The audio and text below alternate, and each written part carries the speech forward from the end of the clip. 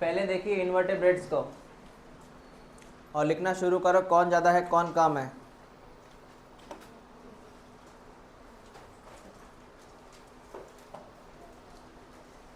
चलो इन्वर्टेब्रेट्स जो ज़्यादा है पहले लिखो और बाद में कम कम कम ऐसे होते जाएंगे। लिख पहला इंसेक्ट, इंसेक्ट, उसके बाद में लिख अदर,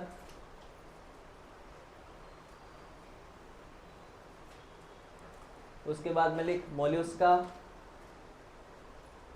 मोल्यूस्का, लास्ट है क्रुस्टेशियन, क्रुस्टेशियन।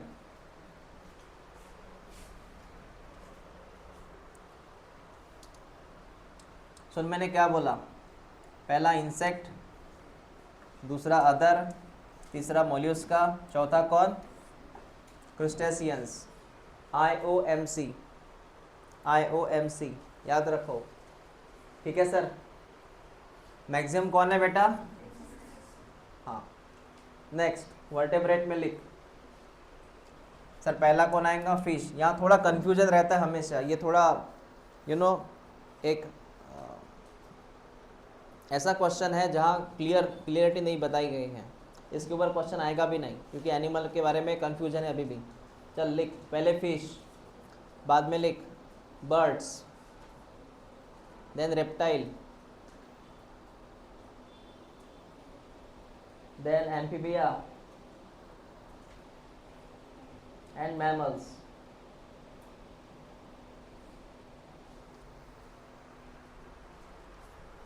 रिपीट कर, पहले क्या बोला मैंने, fish, then bird, then reptile, then amphibia, then mammals. एक शब्द बनता है वैसे ये आर्यम, राम,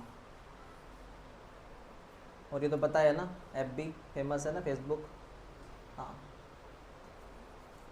सो फीस ज़्यादा है, उसके बाद में बर्ड ज़्यादा है। ये हुआ एक्चुअल में ठीक है, ऐसा भी क्वेश्चन आएगा। दूसरा क्वेश्चन ऐसा भी है बेटा कि बर्ड और रेप्टाइल जैसे एक जैसे हैं, मतलब इक्वल लेवल में है, और यहाँ पे मैमल्स और कौन, एम्फीबिया लगभग इक्वल लेवल में है। लेकिन क्वेश्चन कैसे, ये बड़ा कन्फ्यूजन मैटर है इसमें वर्टेब्रेट में। क्वेश्चन ऐसा भी आ सकता है बर्ड और रेप्टाइल सेम लेवल में है और मैमल्स और एम्फीबियन सेम लेवल में है। ये हो गया पहला फॉर्मेट। दूसरा क्वेश्चन क्या आ सकता है, ये वाली ऑर्डर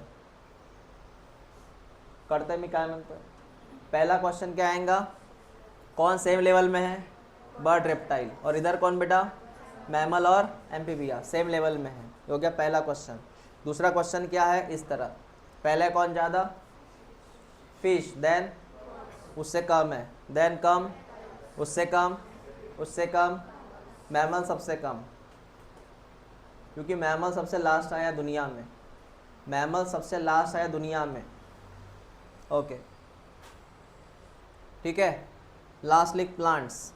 अब प्लांट में क्या है, देखा जाए तो फंगस ज़्यादा होती है, लेकिन एनसीईआरटी बोलती है कि एंजियोस्पर्म ज़्यादा है। तो एनसीईआरटी बोलती है कि एंजियोस्पर्म ज़्यादा है। उसके बाद में आता है नंबर फंगस का, किसका, फंगस। उसके बाद में आता है अलगी, ए फॉर अलगी। उसके बाद में आता है बेटा मॉस, मॉस के बाद फर्न, फर्न के बाद आता है लाइकेन। मैं रिपीट करता हूँ मैंने क्या बोला एक बार, देख ये किसका है, ये एंजियोस्पर्म का ए है, किसका ए, ये कौन है, फर्न, सॉरी फंगस।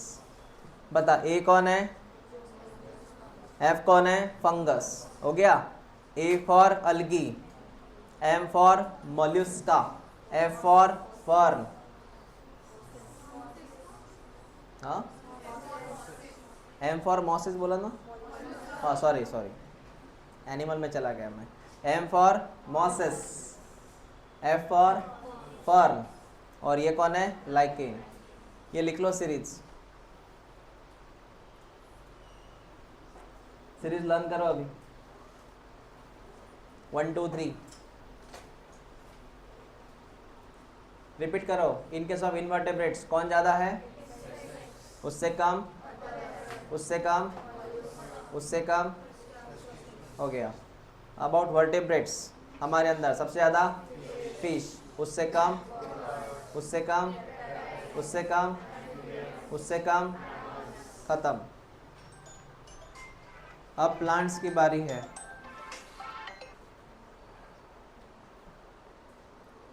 प्लांट में सबसे ज़्यादा कौन?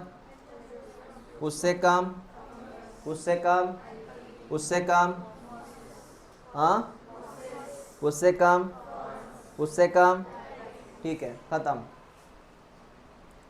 तो सवाल एक तो ऐसा आएगा जो लिख के दिया मैंने, या सवाल आएगा लेबलिंग का, जो कल बोला था मैंने। लेबलिंग का भी क्वेश्चन आता है, जैसे ये कौन है, ये कौन है, ऐसे भी क्वेश्चन आते हैं, है ना, ये कौन है, ऐसा। ठीक है सर, हमारी बात यहाँ तक हो चुकी बेटा, आगे बात करते हैं। अभी हम कहाँ तक आए थे, याद है कुछ?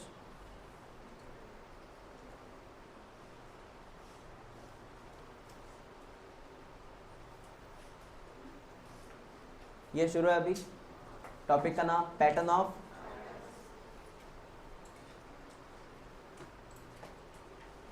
ये टॉपिक ओपन कर, latitudinal gradients, latitude, latitude and altitude.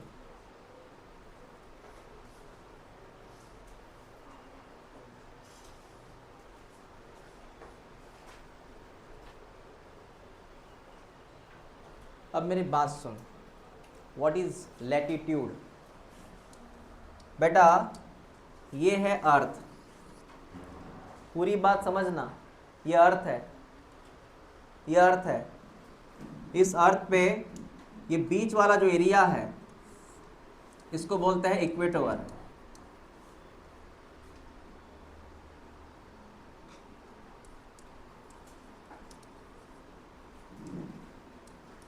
क्या नाम है इसका? इक्वेटर। ये एरिया है इक्वेटर का है, और इसके बाजू में जो एरिया है ये पोल का है। मतलब ग्रीन कलर इंडिकेट पोल, येलो कलर इंडिकेट इक्वेटर्स। और इसको बड़ा ड्रॉ कर लेते हैं।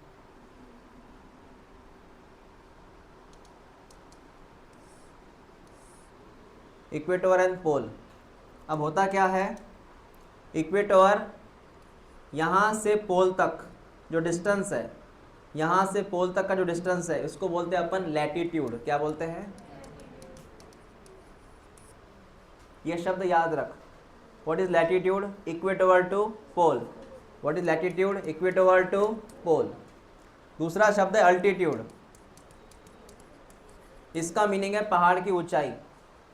पहाड़ की ऊंचाई, जैसे हम नीचे खड़े हैं और ऊपर एक पहाड़ है, तो यहाँ हम खड़े हैं, यहाँ से यहाँ तक इसको बोलते हैं अल्टीट्यूड। क्या बोलते हैं? एक पर्टिकुलर हाइट को हम बोलते हैं अल्टीट्यूड। जैसे एयरप्लेन एक हाई अल्टीट्यूड से फ्लो होता है, पंछी अल्टीट्यूड। अगर आप हाइट की बात करेंगे तो अल्टीट्यूड, लेकिन अगर आप ऐसे डिग्री की बात करेंगे, हम जा रहे इक्वेटर टू पोल, हाँ, अर्थ का पोल, क्या बोलेंगे इसको? लैटिट्यूड। तो सर यहाँ से यहाँ पे अगर जाएंगे इस कॉल्ड एज लैटिट्यूड। तो ये बताइए आपने बोलना क्या यहाँ से यहाँ तक? बेटा बोलना मुझे ये है यहाँ से यहाँ तक कि अगर आप इक्वेटर टू पोल की तरफ जाएंगे तो कुछ चीज़ें वहाँ पे कम हो जाएंगी। तो जो इक्वेटर है यहाँ पे बायोडाइवर्सिटी काफ़ी ज़्यादा है, और जैसे आप पोल की तरफ जाएंगे, टूवर्ड्स द पोल जाएंगे, तो यहाँ पे आपका बायोडाइवर्सिटी धीरे धीरे क्या हो जाएगा? कम हो जाएगा। पहले ये चीज़ समझ लें, biodiversity decreases from equator to pole. ये क्लियर हुआ क्या? वो लिख ले वहाँ पे, बायोडाइवर्सिटी डिक्रीज होती है बेटा फ्रॉम इक्वेटर टू पोल। यही लिख लेना, E for equator, P for पोल।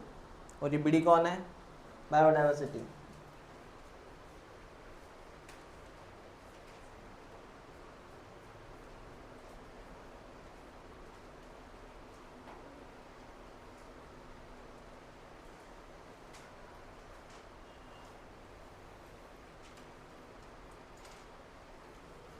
ये डायग्राम बना ले। इसमें इनके नाम भी लिख ले। ये जो लाइन है इसको बोलते हैं बेटा 23.5 डिग्री नॉर्थ, और इसका नाम है 23.5 डिग्री साउथ।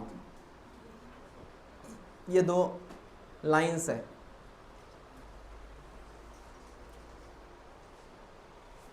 अर्थ लाइंस, ट्रॉपिकल लाइंस बोलते हैं उसको। अक्षरुत्त, विश्वरुत्त, नाम सुना है कभी? नहीं। रेडिएशंस गए हैं अर्थ के ऊपर से, उस रेडिएशन के नाम है ये।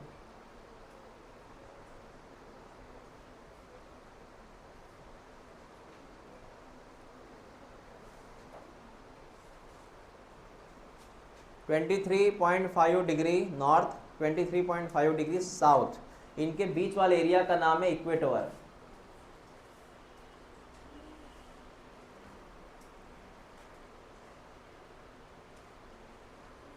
बता बायोडाइवर्सिटी ज़्यादा कहाँ पे है?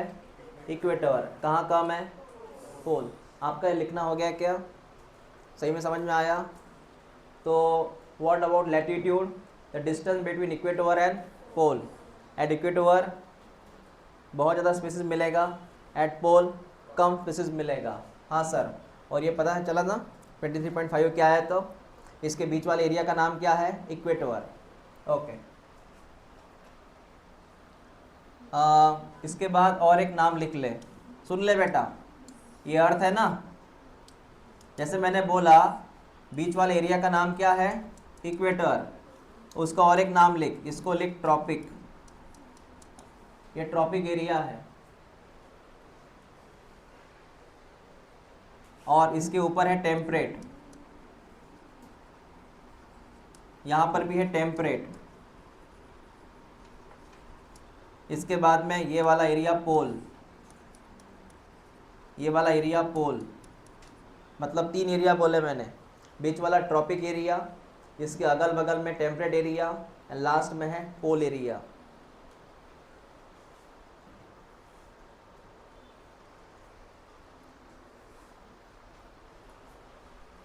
आपको समझ में आया मैंने क्या बोला? सबसे ज़्यादा बायोडाइवर्सिटी कहाँ मिलेंगी? ट्रॉपिक एरिया में, ट्रॉपिकल रेन फॉरेस्ट। उससे कम, उससे भी कम पोल में। अंटार्कटिका कहाँ आता है? पोल। कुछ भी डाइवर्सिटी नहीं है, कुछ भी नहीं है। रशिया का टिप कहाँ पे आता है? पोल की तरफ आता है। रशिया देखा तूने मैप? कुछ भी नहीं है, पूरा बर्फ ही बर्फ है उधर। ठीक है, देख ये वाला पोल जो है ना बेटा, मैं एग्जांपल देता हूँ आपको। ये वाला जो पोल है ना, नॉर्थ पोल, एकदम रशिया का टिप पॉइंट है। यहाँ पे कुछ नहीं है, सिर्फ बंजर ज़मीन है, सिर्फ बर्फ ही बर्फ है। डाइवर्सिटी कम है। टेम्परेट का मतलब बेटा, टेम्परेट का मतलब है कनाडा, टेम्परेट का मतलब है यूरोपियन कंट्रीज़, ऑस्ट्रिया, हाँ, स्विट्ज़रलैंड वगैरह वगैरह, वो सब यहाँ पे आते हैं टेम्परेट में। वहाँ पे ठंड है, थोड़ा मौसम ख़राब रहता है, हमेशा बारिश का मौसम रहता है, बर्फीला क्षेत्र होता है, तो वहाँ पे वही बायोडाइवर्सिटी कम है। ट्रॉपिक में कौन कौन आता है देख, अमेजोन फॉरेस्ट कहाँ पे आता है? ट्रॉपिक में। साउथ अमेरिका ट्रॉपिक में, साउथ अफ्रीका, पूरा इंडिया ट्रॉपिक में। तो यहाँ डाइवर्सिटी ज़्यादा है, ऐसी बात। हाँ सर, क्लियर हुआ? ये लाइन याद रखना बेटा। उसके बाद में ये देख ले, जैसे उन्होंने बोला अर्थ है बेटा, एंगल्स देख, और ये तेरा बीच वाला एरिया जो है इक्वेटर है। चल सुन ले मेरी बात। पहले मैं सबसे बात करूं, पहले कोलंबिया। किसकी बात करूं? कोलंबिया यहाँ पे है, लगभग इसी एरिया में है, इसी पट्टे में कोलंबिया है, इस एरिया में कोलंबिया है। कोलंबिया में होती है बेटा 1400 स्पेसीज ऑफ बर्ड्स। ये प्रजाति हैं बर्ड्स की। कोलंबिया में है 1400 स्पेसीज ऑफ बर्ड्स। ठीक है बेटा? हाँ। उसके बाद में बात, ये पैराग्राफ IMP है। उसके बाद न्यूयॉर्क की बात हो रही है। New York at 41 degree north, New York at 41 degree north, 41 degree north, 41 degree north. यहाँ पे है न्यूयॉर्क, NY न्यूयॉर्क।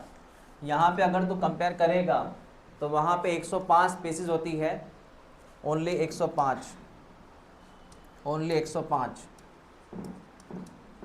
स्पीसीज होती हैं बर्ड्स की। मैं बर्ड की बात कर रहा हूँ, 105 स्पीसीज है बर्ड्स की। उसी के थोड़ा ऊपर बेटा नाम है उसका Greenland, Greenland at 71 degree north. Greenland, Greenland ये कौन सा एरिया, 71 डिग्री नॉर्थ, बढ़ते जा रहा है 71 डिग्री नॉर्थ। यहाँ पे सिर्फ कितनी प्रजाति है बेटा, 56 स्पीसीज है बर्ड्स की। ठीक है, हाँ सर। तो इससे पता चल रहा है जैसे जैसे ऊपर ऊपर जा रहे हैं टुवर्ड्स द पोल, प्रजाति क्या हो रही है, घट रही है। हाँ चल एक बार रिपीट कर, मैंने क्या बोला तुझे, यहाँ कितना डिग्री होता है, 23.5 डिग्री होता है। इससे थोड़ा ऊपर कितना होता है, क्या लिखा है उधर, 41 डिग्री होता है नॉर्थ। इसमें कितना है, 71 डिग्री नॉर्थ है बेटा। इसका मतलब इक्वेटर की जैसे जा रहा है तू, sorry towards the pole, degree बढ़ रही है, ये एंगल्स है। लेकिन क्या क्या कम होते जा रहा है, स्पेसीज। यहाँ पे अगर 10 प्रजाति हैं तो यहाँ से 5 हो जाएंगी, यहाँ पे 2 हो जाएंगी। समझ में आया तुझे? ये 3 एग्जाम्पल टिक करके रख। बोल इक्वेटर में कौन आता, कोलंबिया। कोलंबिया में कितनी प्रजाति, 1400। और ये कोलंबिया जो आता है ना बेटा, ये आता है बेटा यहाँ पर 23.5 नॉर्थ, 23.5 नॉर्थ, इसमें कोलंबिया आता है। बता कोलंबिया कहाँ पे आता है, कौन से डिग्री में आता है, कितनी प्रजाति है। हाँ न्यूयॉर्क कहाँ पे आता है, 41 डिग्री नॉर्थ, कितनी प्रजाति है, न्यूयॉर्क पता है ना। हाँ ये ग्रीनलैंड, ग्रीनलैंड कहाँ था, इसमें कितनी प्रजाति है। इससे एक बात पता चली, इक्वेटर से लेके पोल तक जाते जाते प्रजाति क्या हो जाती है, डाउन। तो भी लोग यूरोप घूमने जाते हैं, बोलो सारा डाइवर्सिटी तो इधर ही है। जाओ ना अमेज़न जंगल घूमो, टूर निकालो।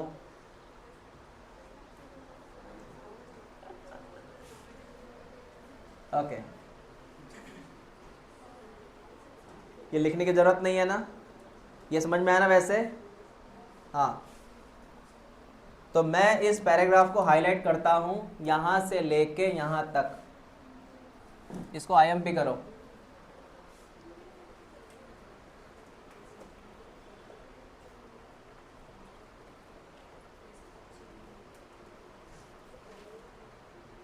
नेक्स्ट उसके बाद अगर मैं इंडिया की बात करूं, अगर मैं इंडिया की बात करूं तो यहाँ की जो ज़मीन है बेटा ये आती है ट्रॉपिकल एरिया में। इंडिया काय में आता, ट्रॉपिकल में आता। और यहाँ पे कितनी प्रजातियाँ हैं पंछियों की, 1200। कितनी है, 1200। सोचो तुम, तो इंडिया में कितनी है, more than 1200 species of birds in India. Because India as which countries, मतलब काय में आता, ये ट्रॉपिकल सेक्टर है ये सर। ये उसके बाद में उन्होंने एक बात बोली है, ये लाइन टिक कर यहाँ से यहाँ तक, ये अलग है बेटा। एक ट्रॉपिकल रीजन है, एक ट्रॉपिकल रीजन है लाइक इक्वेडोर, इसमें 10 गुना ज़्यादा प्रजातियां है काय की, वस्कुलर प्लांट की। वस्कुलर प्लांट का मतलब है जहाँ पे जाइलम फ्लोएम है, which are vascular plant, xylem phloem वाले प्लांट। वस्कुलर प्लांट यहाँ पे ज़्यादा है सर। कहाँ पे वस्कुलर प्लांट ज़्यादा है, इक्वेडोर, मतलब कौन सा region, as compare to temperate, as compare to temperate. और ये टेम्परेट एरिया में एग्जांपल क्या दिया उन्होंने, मिडवेस्ट, जो कहाँ में है, USA। तो सिंपल सी बात है, USA, या फिर वो सिंपल सी बात कर रहे हैं temperate versus tropical. Temperate versus कहाँ पे वस्कुलर प्लांट ज़्यादा रहेंगे, ट्रॉपिकल। और कितनी गुना ज़्यादा रहेंगे, आपको ये बात समझ में आ गई। तो यहाँ पे रीजन के हिसाब से हो रही है कंपैरिजन स्पेसीज की। तो इस पैराग्राफ को, पूरे पैराग्राफ को बेटा IMP कर, इसमें कंपैरिजन ही कंपैरिजन है। हाँ सर समझ में आया क्या था।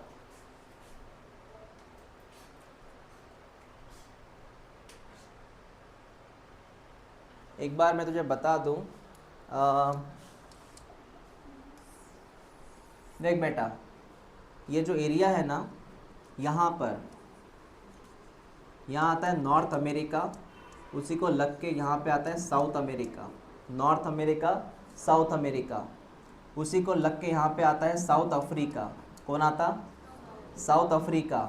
साउथ अफ्रीका के बाद यहाँ पे छोटे मोटे ऐसे यूएई, पता है ना, अरेबियन कंट्रीज़ है ना, दुबई वगैरह वगैरह, वो जो है इज़राइल वगैरह है ना, वो सब यहाँ पे आता। उसके बाद ये होने के बाद यहाँ यूरोप आता है। यूरोप छोटे छोटे आइलैंड बन के बना है। जैसे अपने स्टेट्स कैसे हैं, अपने यहाँ स्टेट्स है, एमपी, महाराष्ट्र है ना, आंध्र प्रदेश, तमिलनाडु, यूपी, बिहार, स्टेट्स है। तो वहाँ पे स्टेट नहीं है, वहाँ पे कंट्रीज है सीधा सीधा। मतलब आप एक कंट्री से दूसरे कंट्री में जा सकते हो बाय ट्रैवल, ऐसे। जैसे ऑस्ट्रिया, वहीं से निकल के स्विट्ज़रलैंड, ऐसा। तो वहाँ पे अलग अलग कंट्रीज से ना ऐसे आइलैंड हैं। उसके बाद में इसी को लग के फिर वो ये पूरा ऐसा, और इसको लग के ये ऐसा है, फिर ये टोटल।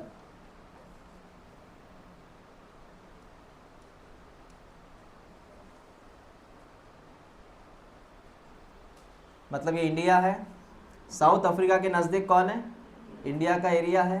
बाद में इधर फिर वो चाइना है, ये चाइना की वॉल है, मतलब वो हिमालय वगैरह। मैं आपको ज्योग्राफी नहीं पढ़ा रहा हूँ, तो बता रहा हूँ कैसे ये सब कुछ चेंज होता है। जैसे इंडिया है, ये चाइना है, और ये रशिया है। इंडिया, चाइना, रशिया जॉइंट है बेटा ज़मीन से, बीच में समंदर नहीं इनके। ये पूरा कनेक्टेड एक में को, रशिया, चाइना और इंडिया। उसके बाद में यहाँ पर आता है ऑस्ट्रेलिया। कौन आता? यहाँ ऑस्ट्रेलिया आता है। ऑस्ट्रेलिया के बाजू में है न्यूजीलैंड, छोटा सा न्यूजीलैंड, ठीक है। फिर वो जापान वगैरह इधर है, जापान वगैरह थोड़ा इधर आते हैं, इधर आते हैं जापान। तो ऐसा ये एग्जैक्टली एरिया है। इसमें जो यहाँ बेल्ट है, ये वाला बेल्ट, ये वाला बेल्ट, ये इक्वेटोर का है। थोड़ा मैंने ऊपर, ये ऊपर ड्रॉ करना था इंडिया का एरिया। ये पूरा बेल्ट जो है ये इक्वेटोर का है। यहाँ पे धूप बहुत ज़्यादा रहती, यहाँ धूप बहुत ज़्यादा रहती हैं। ओके, ये ऐसा ड्रॉ कर लेते हैं। इस एरिया में धूप क्यों ज़्यादा है? क्योंकि यहाँ जो सन है ये डायरेक्ट इसके ऊपर अटैक करता है, डायरेक्ट इसके रेडिएशन फॉल होते हैं इस एरिया में सीधा। जैसे अपने 4 व्हीलर गाड़ी है, उसका लाइट देखना सीधा ज़्यादा जाता है, और टेढ़ा मेढ़ा जो होता है वो कम रहता है। मतलब साइड में रहता है, लैटरल व्यू रहता है उसका, लेकिन कम रहता है, सीधा ज़्यादा होता है क्लियरली। बराबर है। सेम कहानी है कि सनलाइट का ज़्यादा जो फोकस होता है या फ्रिक्वेंसी है इस तरफ ज़्यादा जा रही है, तो यहाँ पे आपको धूप ज़्यादा मिलेगी। हाँ, लेकिन जो बाजू में है वो ऐसे जाते हैं रेडिएशन, ऐसे और ऐसे, और इसकी वजह से यहाँ पे है ना रेडिएशन का थोड़ा कमी है इस एरिया में। हमेशा उधर जाएंगे ना तो तुमको ऐसे एटमॉस्फेयर मिलेगा।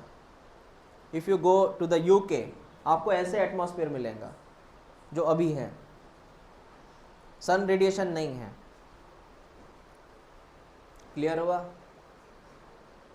इसलिए वहाँ के जो 4 व्हीलर है ना उसमें सनरूफ आता है सन को देखने के लिए। और यहाँ तो इतना सन है तो सनरूफ की ज़रूरत ही नहीं है। सनरूफ में बात कर रहा था, सनरूफ 4 व्हीलर को ऊपर से क्या आता है? सनरूफ।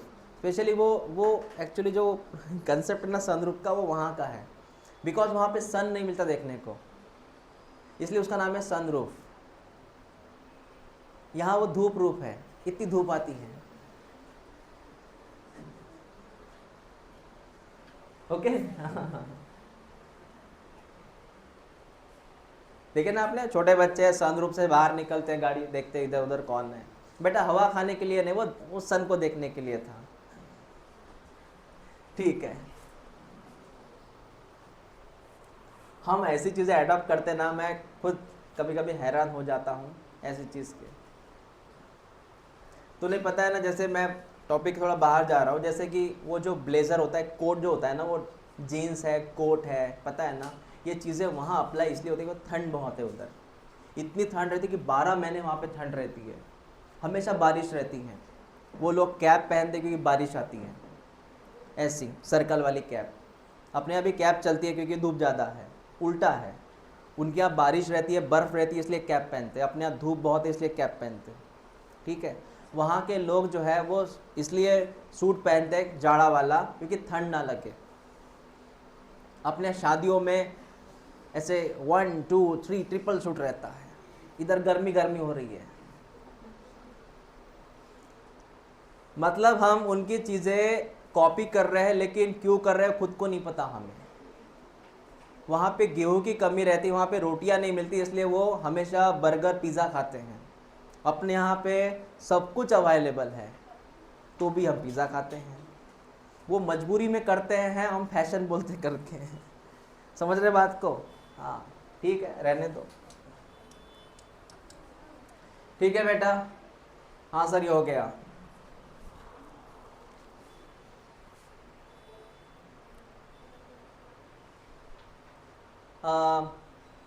ये IMP कर, और ये अमेज़ॉन फॉरेस्ट के बारे में खबर है और बहुत ही बेहतरीन है। अमेज़ॉन फॉरेस्ट पूरा ज़िंदगी निकल जाएगा रिसर्च करते करते।